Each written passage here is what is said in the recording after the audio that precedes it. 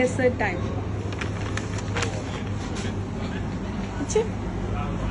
അപ്പൊ ഇത് desert time ആണ്. അപ്പൊ നമ്മള് അവിടുന്ന് വാങ്ങിച്ച ഡെസേർട്ട് എന്തൊക്കെയാന്ന് നമുക്ക് നോക്കാട്ടോ.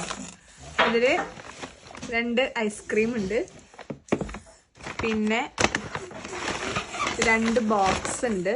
ഇതിലെന്താ നമുക്കിപ്പോ കാണിച്ചു തരാം.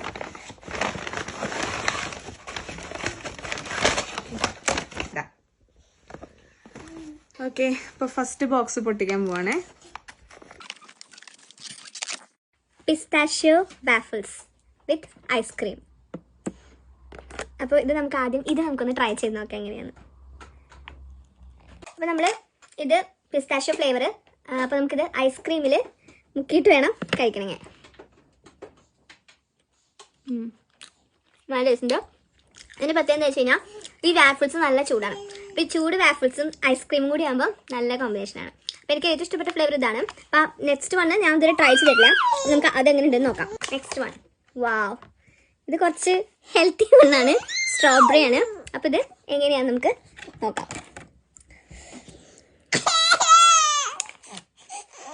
അപ്പൊ ഇതും നേരത്തെ പോലെ തന്നെ കഴിക്കാം, ഐസ്ക്രീമില് മുക്കിയിട്ട്.